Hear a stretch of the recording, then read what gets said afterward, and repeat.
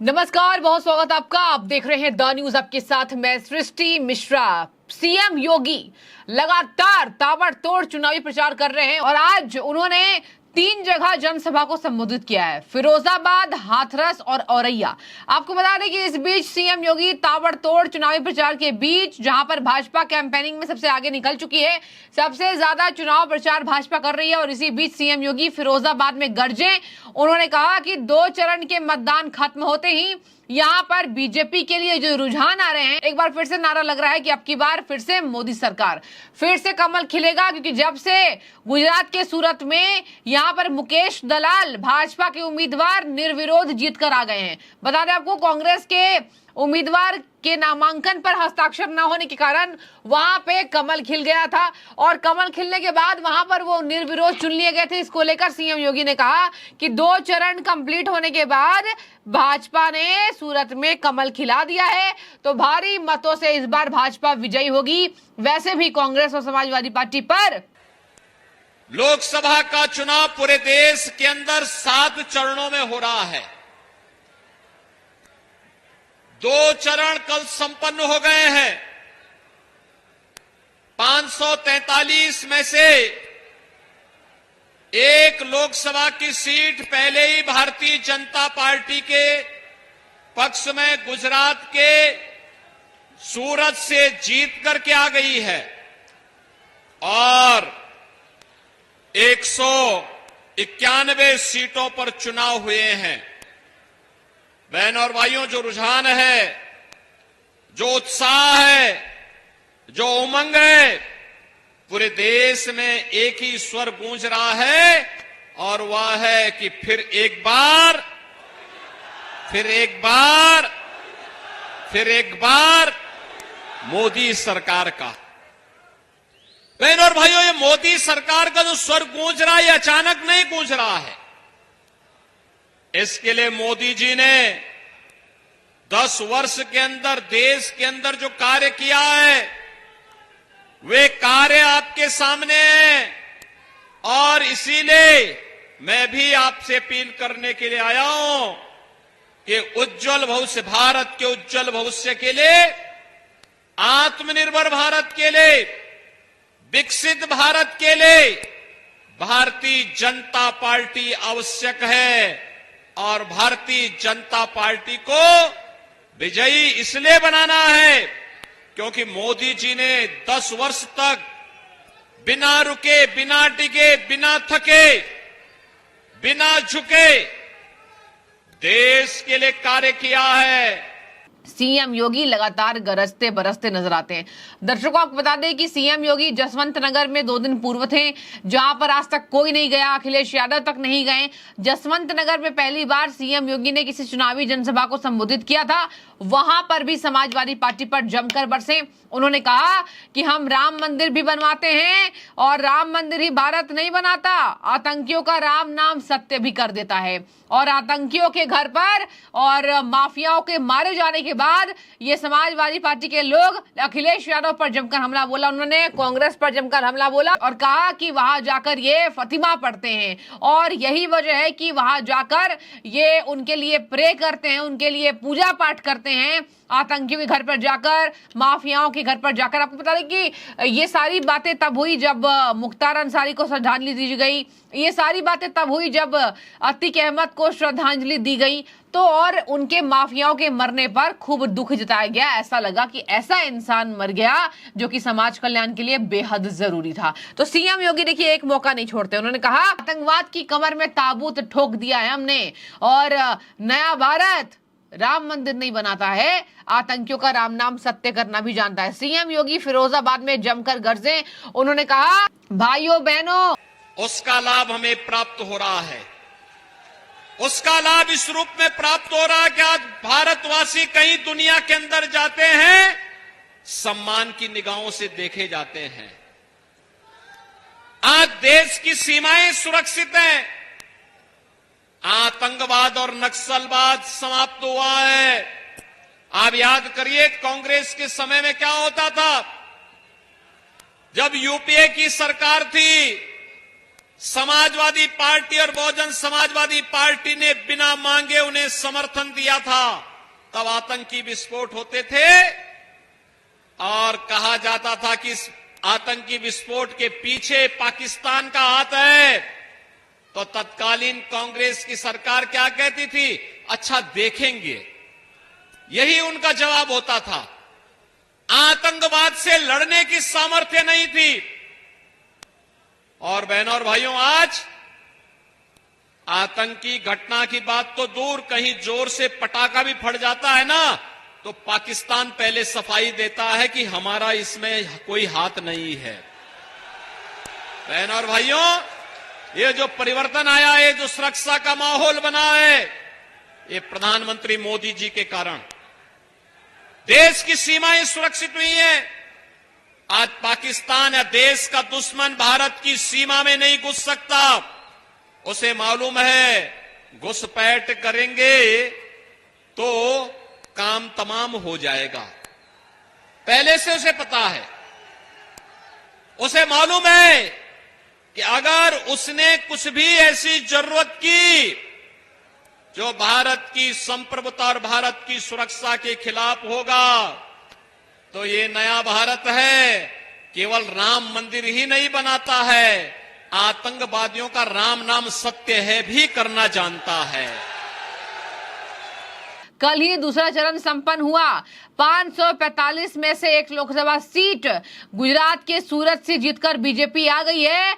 191 सीटों पर चुनाव हुए हैं। जो रुझान है, जो उत्साह है, जो उमंग है, वो पूरे देश में एक ही गूंज सुनाई दे रही है। एक बार फिर से मोदी सरकार, ये स्वर अचानक से नहीं गूंज रहा है। इस स्वर को जो आज गूंज रहा है पीएम मोदी के समर्थन में, भाजपा के समर्थन में, उसको बनाने में पीएम मोदी ने अपने 10 साल दे दिए। और आज जो आपको राशन मिल रहा है, पहले के समय में कांग्रेस राशन खा जाती थी। आपको मैं बता दूं दर्शकों की कांग्रेस राशन पर ये कहती है कि पीएम मोदी राशन नहीं दे रहे हैं, ये तो उनका काम है, सरकारी योजनाएं हैं।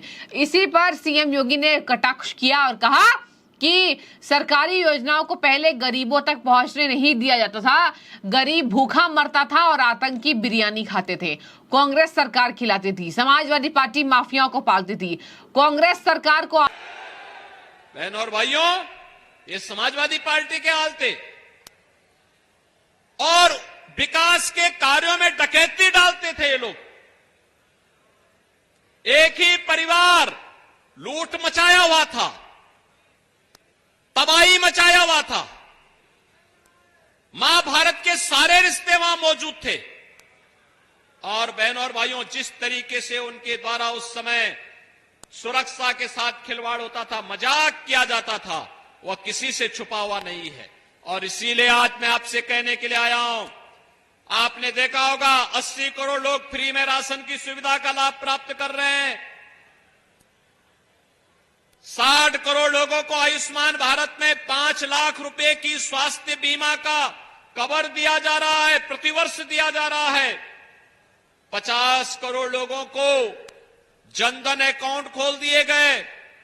और जिन लोगों के पास उपचार की सुविधा नहीं होती है, कोई विधायक, कोई सांसद, कोई महापौर, कोई जिला पंचायत अध्यक्ष, कोई अन्य पदाधिकारी या वो पीड़ित भी अगर मुझे एक पत्र भेज देता है कि मेरे परिवार में फलाना व्यक्ति बीमार है, डॉक्टर का ये एस्टिमेट है, मेरी सामर्थ्य नहीं है, तो मैं मोदी जी के द्वारा बनाए गए उसके अकाउंट में सीधे पैसा भेज देता हूं कि जाओ भाई, ये तुम्हारा अधिकार है, उपचार करो, कहीं कोई समस्या नहीं आएगी, हम साथ में खड़े हैं।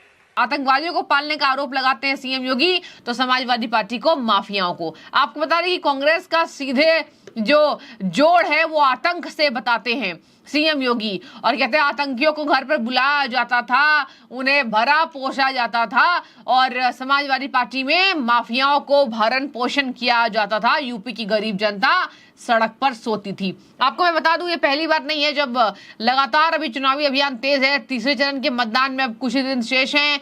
4 जून को रिजल्ट्स आएंगे, 7th फेज में चुनाव हैं। इसी बीच सूरत में 24 घंटे में ऐसा हो गया सोमवार को कि बीजेपी उम्मीदवार मुकेश दलाल निर्विरोध जीत गए थे। उसका जिक्र सीएम योगी करते नजर आए हैं। आपको बता दें, देश के विकास के लिए बीजेपी जरूरी, ये कहा सीएम योगी ने। सीएम योगी ने कहा ये जो जनसलाब उमड़ी है ये दिखाती है कि भाजपा की प्रचंड लहर है और भाजपा इस बार फिर से प्रचंड जीत देकर आएगी। पूरे देश में एक ही स्वर गूंज रहा है, इस बार फिर से मोदी सरकार, और यही अपील मैं करने आया हूं कि आप बीजेपी के प्रत्याशी को भारी मतों से इस बार जिताकर लाइए। पूरे देश में स्वर है, कांग्रेस सरकार में गरीब भूखा मरता, आतंकी बिरयानी खाता, देश को बेच दिया कांग्रेस ने। समाजवादी पार्टी के लोगों ने उत्तर प्रदेश में आप लोगों का जीना दुहाल कर दिया। आतंकियों का अब हम राम नाम सत्य कर देते हैं। इसके साथ मैं आपको बता दूं, हाथरस के सिकंदराव क्रीड़ा स्थल से फिरोजाबाद पुलिस लाइन प्रांगण स्थिति हेलीपैड पर पहुंचने के बाद ही लोगों में जमकर सीएम योगी के लिए उत्साह देखा जा रहा था। उन्होंने कहा बसपा सपा कांग्रेस राशन चाट जाते थे, समाजवादी पार्टी के लोग तो 2 कदम अलग निकले। जिन आतंकवादियों ने राम मंदिर हनुमान मंदिर पर हमला किया उनके मुकदमे वापस लेने का काम ये समाजवादी पार्टी के लोगों ने किया है। और समाजवादी पार्टी के लोग माफियाओं के मरने पर दुख जताते रहते हैं, और यही वजह है कि उन्होंने बोला कांग्रेस का घोषणा पत्र न्याय नहीं अन्याय पत्र है। कांग्रेस की घोषणा पत्र पर हंसी आती है, भ्रष्टाचारी मौज करते थे, किसान आत्महत्या करता था। आज इनका घोषणा पत्र भी कह रहा है कांग्रेस और बसपा ने और सपा ने समाज को बांट दिया है, एसपी बीएसपी के लोग राशन हड़प जाते थे। तो ये रहे सीएम योगी, जमकर गरजे औरैया हाथरस और फिरोजाबाद में, और कहा कि 2 चरण के बाद भारी मतों से भाजपा जीत रही है और अब ऐसा लगता है कि इस बार फिर से कमल खिलेगा। आपकी क्या राय है? वो लगता है एक बार फिर से पीएम मोदी वापस उसी कुर्सी पर बैठेंगे, एक बार फिर से लोकसभा चुनाव में मैजिक होने वाला है, या फिर मामला कुछ और बनता है? जरूर कमेंट के जरिए हमें बताइएगा। शुक्रिया। कांग्रेस एक और कार्य करती है, एक और बात कहती है कि अल्पसंख्यकों के व्यक्तिगत कानून लागू करेंगे। आप मुझे बताओ, 3 तलाक की कुप्रथा को रोक लगाई गई, क्या आप 3 तलाक की कुप्रथा को फिर से लागू करेंगे? क्या ऐसे लोगों को समर्थन करेंगे? क्या बहनों और भाइयों, हमें इन लोगों के मंसूबों को देखना होगा। देश के अंदर तालिबानीकरण, देश के अंदर माओवादी अपसंस्कृति को ये लोग जबरन थोपने का प्रयास करेंगे, और इससे पहले कि इनके मंसूबे सफल हो, अपने वोट की ताकत से इनको सही जगह पहुंचा देने की आवश्यकता है। और इसीलिए आज हम सब आपके बीच आए हैं। भारतीय जनता पार्टी इस चुनाव में आपके पास आई है। आपने देखा होगा, भारतीय जनता पार्टी ने जो कहा था करके दिखा दिया। भारतीय जनसंघ के समय से भारतीय जनता पार्टी के कार्यकर्ता एक ही नारा लगाता था, जहां हुए बलिदान मुखर्जी व कश्मीर, जहां हुए बलिदान मुखर्जी व कश्मीर हमारा है। और इसके लिए भारतीय जनता पार्टी ने नारा दिया था, एक देश में 2 प्रधान 2 विधान 2 निशान नहीं चलेंगे, नहीं चलेंगे। और भारतीय जनता पार्टी ने इस बात को कहा है, कश्मीर में धारा 370 हटाया है, आतंकवाद की ताबूत में अंतिम कील ठोका है। अब इस देश में समान नागरिक कानून भी देश के अंदर, पूरे देश के अंदर लागू करके रहेंगे। ये भारतीय जनता पार्टी आश्वासन देने के लिए आई है।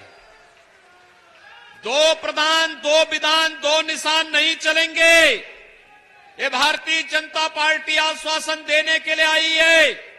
भारतीय जनता पार्टी ने किया है और करेगी। और भारतीय जनता पार्टी ने यह भी कहा था, रामलला हम आएंगे मंदिर, और बन गया ना। कोई संदेह है क्या? ये कांग्रेस के लोग क्या कहते थे राम तो हुए ही नहीं, कृष्ण हुए ही नहीं, ये तो डिस्कवरी ऑफ इंडिया वाले हैं। यानी इनको ये लगता है कि इससे पहले भारत था ही नहीं। अरे भारत एक सनातन राष्ट्र है, दुनिया के अंदर सबको राह दिखाने वाला राष्ट्र है, और भारत विश्व मानवता के कल्याण का मार्ग प्रशस्त करने वाला भारत है।